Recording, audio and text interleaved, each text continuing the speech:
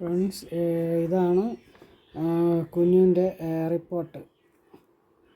One smear examination large lymphocytes with fine chromatin multiple 1-3 peripheral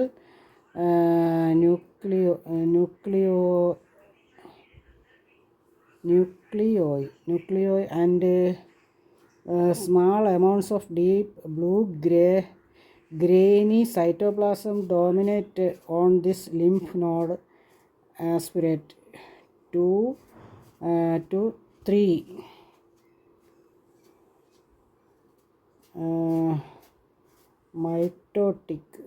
Mitotic figure is noted. Mitotic figure is noted. Fibrocyte proliferation is observed along with lymphocyte leomorphism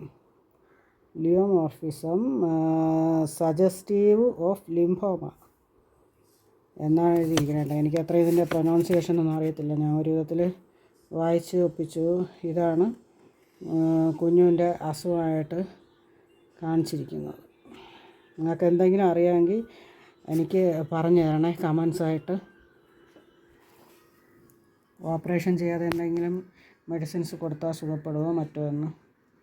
friends, ഇന്നത്തെ ഒരു പുതിയ വീഡിയോയിലേക്ക് എല്ലാവർക്കും സ്വാഗതം. Friends, കുഞ്ഞിനെ ഇന്ന് ആശുപത്രി കൊണ്ടുപോയപ്പോഴത്തേക്ക് അതിൻ്റെ റിപ്പോർട്ടിൽ ലിംഫോമ എന്നാണ് വന്നിട്ടുള്ളത്. അപ്പോൾ ഡോക്ടർ പറഞ്ഞു 1 ഇയർ ആകാൻ പോകുന്നതല്ലേ ഉള്ളൂ, ഇതിന് പ്രായം വലുതായിട്ട് ഇല്ലല്ലോ. അപ്പോൾ അത് മാത്രമല്ല, ഒരിടത്ത് മാത്രമല്ല മുഴയുള്ളത്, ഓപ്പറേഷൻ ചെയ്ത് നീക്കാനായിട്ട് പിന്നെ 2-3 ഇടത്തുണ്ട്. അതുകൊണ്ട് എല്ലാം കൂടെ അങ്ങനെയൊന്നും ആനിമൽസിന് അങ്ങനെയൊന്നും സർജറി ചെയ്യാൻ പറ്റത്തില്ല എന്ന് പറഞ്ഞ് 1 മാസം ഇനി അടുത്തെപ്പോൾ കൊണ്ടു ചെല്ലണമെന്ന് കേട്ടപ്പോഴത്തേക്ക് 1 മന്ത് കഴിഞ്ഞിട്ട് കൊണ്ടുപോകാം, 2 വർഷമെങ്കിലും ആയിരുന്നെങ്കിൽ കുഴപ്പമില്ല, ചെയ്യാമായിരുന്നു എന്ന് പറഞ്ഞ്. ഇപ്പം മലിഗ്നൻ്റ് എന്ന് കാണിക്കുന്നില്ല, ഉള്ളി ലിംഫോമ എന്ന് എഴുതിയിട്ടുണ്ട്. അപ്പം ഞാൻ പൈസ കയ്യിൽ കുറവായിരുന്നു, ഒരു 2-3000 രൂപ ഒപ്പിച്ചു. അത് തല്ലി പൊട്ടിച്ചെടുത്തതാണ്. അങ്ങനെ ഒപ്പിച്ച് വെച്ചു. അവിടെ ചെന്നപ്പോൾ ഇത് ലിംഫോമ എന്നൊക്കെ അറിഞ്ഞപ്പോൾ ഞാൻ പേടിച്ചു പോയി കേട്ടോ. അപ്പോഴത്തേക്ക് നമ്മളെ കറമ്പൻസ് വേൾഡ് ഉണ്ടല്ലോ, അവിടെ ഞാൻ ഫോൺ വിളിച്ചു. അപ്പോൾ എടുത്തായിരുന്നു. എടുക്കുമോ ഇല്ലയോ എന്നൊന്നും ഒരു സംശയം ഉണ്ടായിരുന്നു. ചിലരൊന്നും എടുക്കത്തില്ലല്ലോ, പക്ഷേ എടുത്തു.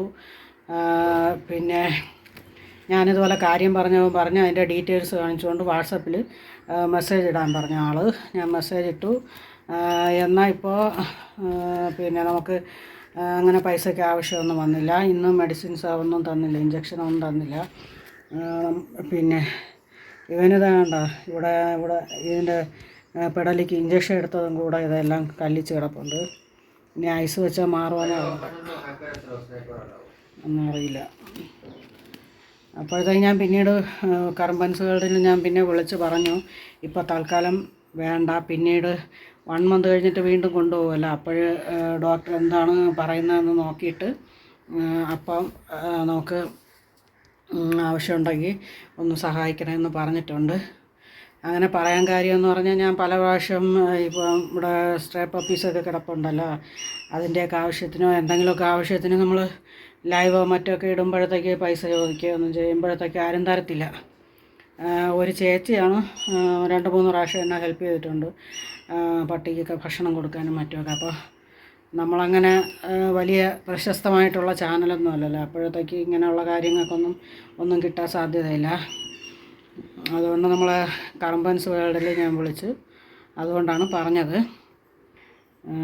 ഹെൽപ്പ് ചെയ്യുമായിരിക്കും, അതാണ് ഡീറ്റെയിൽസ് ചോദിച്ചത്. ഇപ്പോൾ എന്തായാലും ആവശ്യമൊന്നുമില്ല. നമ്മുടെ കുഞ്ഞു ഇതായിരിക്കൊണ്ട് എല്ലാവരും പ്രാർത്ഥിക്കണം കുഞ്ഞുവിൻ്റെ ദീർഘായുസ്സിന് വേണ്ടിയിട്ട്. അവൻ്റെ അസുഖം ഡോക്ടർ പറഞ്ഞത് എന്നെ ആശ്വസിപ്പിക്കാൻ വേണ്ടിയിട്ടാണോ എന്നറിയില്ല, ചിലപ്പോൾ തന്നെ അത് മാറിപ്പോകുമെന്നാണ് പറഞ്ഞ കുഞ്ഞു പൂച്ചയല്ലേ, ചിലപ്പോൾ മാറിപ്പോകുമോ ഇല്ലയോ എന്നൊക്കെ പറയുന്നുണ്ട്. അതൊന്നും എനിക്കറിയില്ല.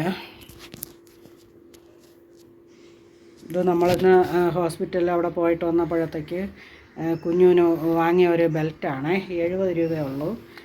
പക്ഷേ അവന് ബെൽറ്റൊന്നും എണ്ണ ഇഷ്ടമല്ല. അവൻ ഇങ്ങനെ നാക്കിട്ട് നക്കി വാക്കിയകത്ത് ഇടുക്കി വയ്ക്കും. പിന്നെ വെട്ടിയെടുക്കേണ്ടി വരും. ഞാനിപ്പോൾ പിന്നെ വീഡിയോ ചെയ്യണതുകൊണ്ട് കിടക്കട്ടെ എന്ന് വെച്ച് ഇപ്പോൾ ഊരി മാറ്റണം. ഞാൻ അതുകൊണ്ട് മനസ്സുകൊണ്ട് വിചാരിക്കണം ഇത്രയും പാവമായിട്ടുള്ള കുഞ്ഞുവിന് എന്നെ ഇത് വരുത്തണമെന്ന്. പാവമല്ല, ഭയങ്കരനായാലും ഇങ്ങനെയൊന്നും വരാൻ പാടില്ല, അത് ശരി തന്നെ. പക്ഷേ ഇത്രയും സ്നേഹമുള്ള എൻ്റെ കുഞ്ഞിക്കേറ്റിന് എന്നെ ഇത് വരണമെന്ന് കരയണോ ചിരിക്കണോ ഒന്നും അറിയില്ല.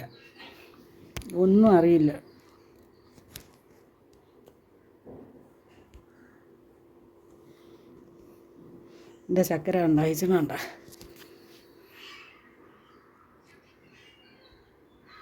അപ്പോൾ എന്നെ കുഞ്ഞിന് വേണ്ടിയിട്ട് എല്ലാവരും പ്രാർത്ഥിക്കണം കേട്ടോ. ഞാനവൻ്റെ റിപ്പോർട്ടിൻ്റെ ഒരു ക്ലിപ്പ് ഇവിടെ സൈഡിൽ കാണിച്ചേക്കാം. അവൻ്റെ അസുഖം നിങ്ങൾക്ക് എന്തെങ്കിലും അറിയാമോ? നിങ്ങളെ വീട്ടിലോ ഏതെങ്കിലും പൂച്ചയ്ക്ക് ഇതുപോലെയൊക്കെ വന്നിട്ടുണ്ടോ? ഒന്ന് പറയണേ. ഒന്നും അറിയില്ല. ഹോമിയോപ്പതിയിൽ വല്ലതും മെഡിസിൻസ് ഉണ്ടോ എന്നറിയില്ല.